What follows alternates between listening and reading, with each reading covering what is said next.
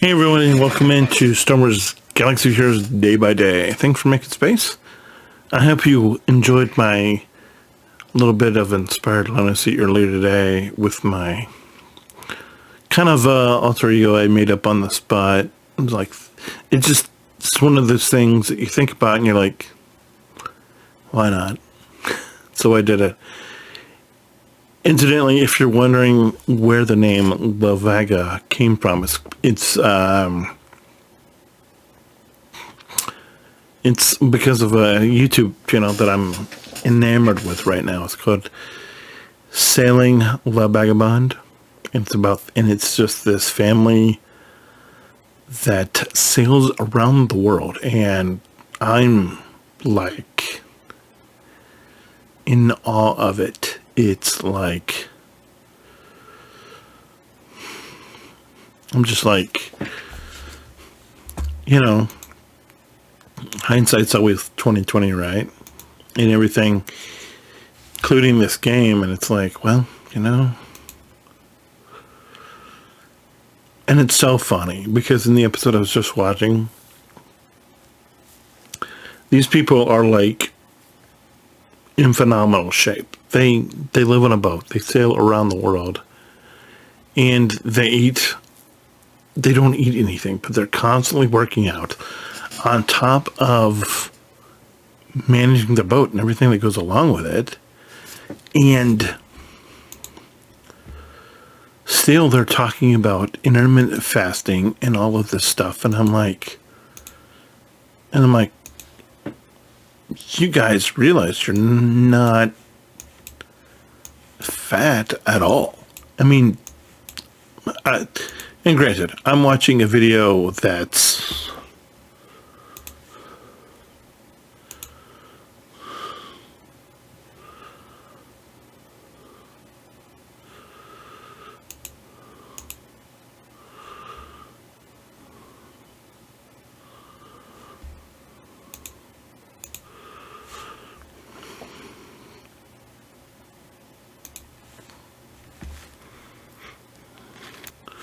okay, clearly I didn't pause that. I meant to. My bad. Anyway, you saw what I saw. It was the date was May 2nd of 22. So right now it's not quite 2 years, but I'm sure by the time you're seeing this, it is, and it's and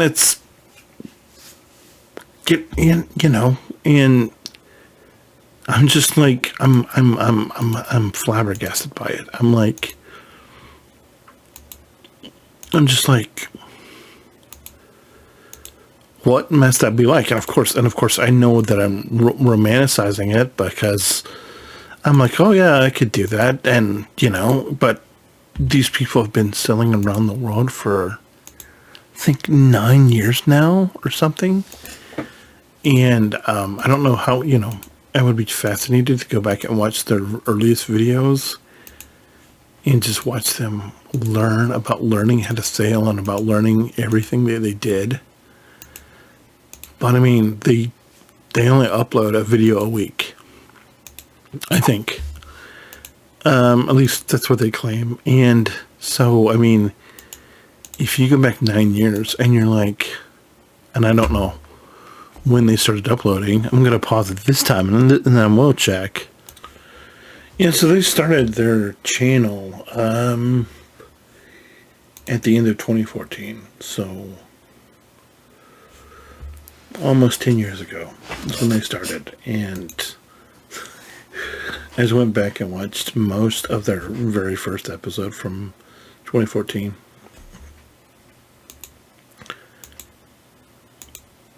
It's what you would expect. Very rough. Sound quality is lackluster in some places, and I know mine. There's nothing to write home about. That's the reason I'm not trying to be overly critical. I'm just telling you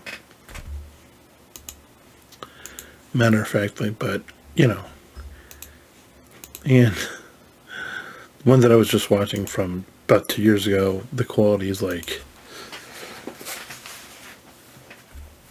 night and day, and just watching that, it's like 7 or 8 years have passed, and it's just like,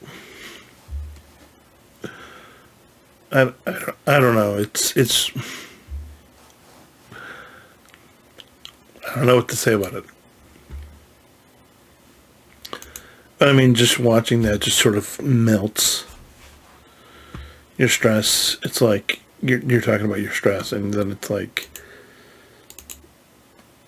what stress? And you just watch it, and you're just like,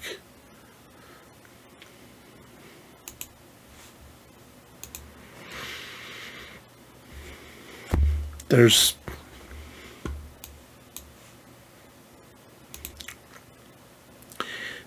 and maybe that's a little short-sighted. I mean, maybe if you're afraid of the water, or if you've never really spent much time around the water, I could see where the ocean would be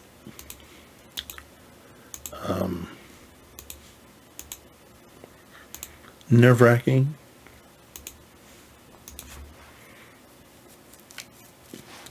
But if you can just appreciate it for what it is, it's very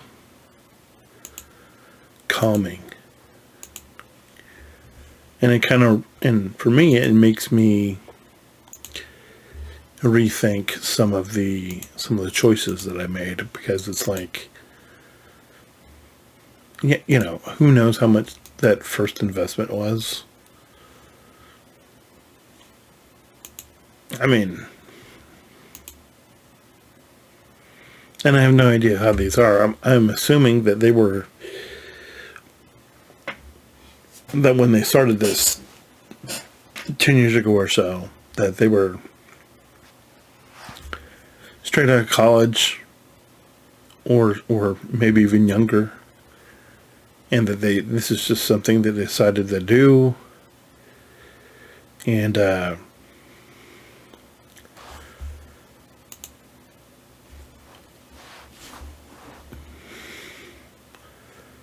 I don't know if they ever talked about them getting hitched. I don't know if they are. I don't know what their deal is. I do know they have 2 little boys, and that live on the boat with them. I do know that they've just gotten to the point where I think that they have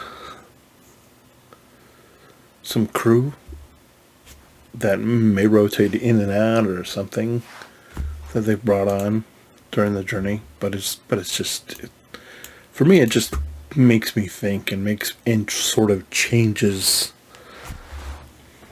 my perspective about things. And if you're into it, some of the videos are very quick, and some of the ones, like the one that I was watching earlier, is like an hour, and I'm here for it. But obviously, if you're not into that, you're not into that. But I don't know when you can expect to see Lavega again. He's like you said, he's just something I decided to break out, and I'm like, it might be a little enjoyment. I don't know, but we enjoyed it. But we're just still doing what we're doing. We're still making our way, collecting who we can collect, collecting what we can collect, when we can collect it. And we're just making our way. We already signed up for TW yesterday, and we assigned our defensive units, and that's really kind of all we're going to do, because I just don't feel like because I don't have enough Omicrons, and I don't have enough assigned TW units. I really don't worry too much about it. I don't think I have the GOTB Omi for Poggle on this account. No, I don't have the Geo Ami for Poggle, so I don't even worry about it on this account, but it's one of those things that I'm going to take a look at more earnestly in the future. But for right now, it's just, you have to kind of manage the stuff that you have when you have it the best that you can. And when I get Omi, we'll see. Obviously, I could throw the Nisa Omi on there, but there's a lot of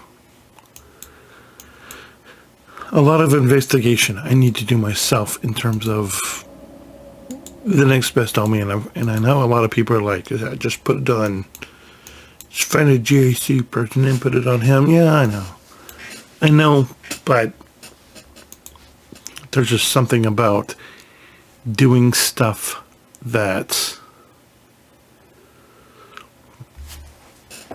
against what you consider the conventional wisdom, and I guess that's probably the reason why Mo Vagabond appeals to me, because that's not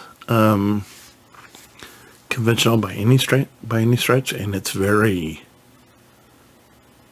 could you? I mean, it's like I've been trying to just wrap my head around everything that goes into doing something like that, where you've made the choice that you're not going to have, and I don't know. You made a choice that you're not going to maintain a permanent residence on land, and I kind of like, how do you get mail of any kind? I mean, obviously, you don't have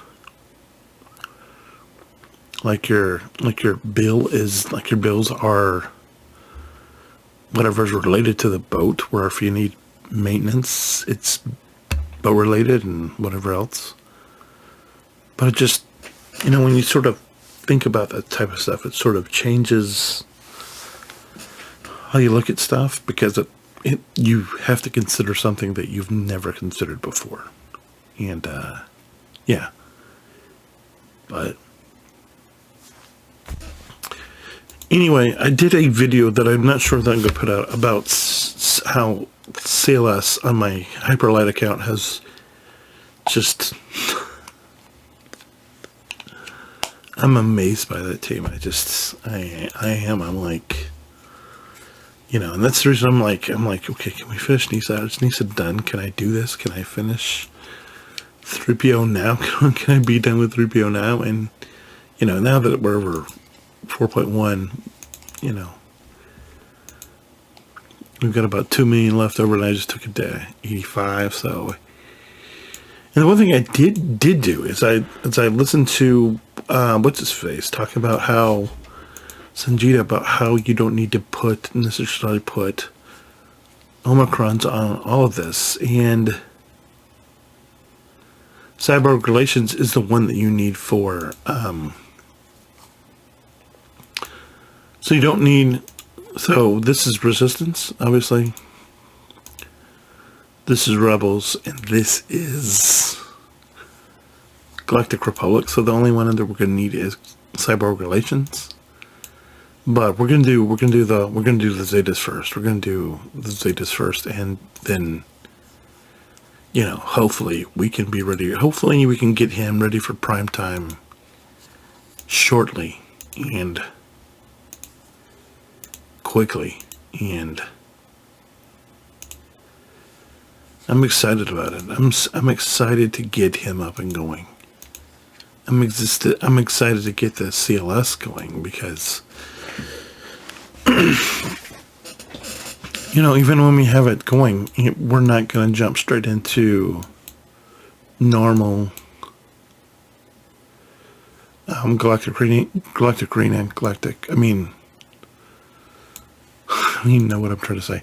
We're not going to jump straight into normal conquest, but I'm just in awe of this account and how, because of what I prioritized on the other account, about how envious I am on this account of that account, and about how on that account I'm envious of this account and vice versa. And eventually they will be overlapping, but we're just not there yet. Anyway, I know I rambled a lot about stuff and that you probably don't care about, but it is what it is. Thanks so much for watching. I'll see you tomorrow. Hold the line. I'll see you then. Bye.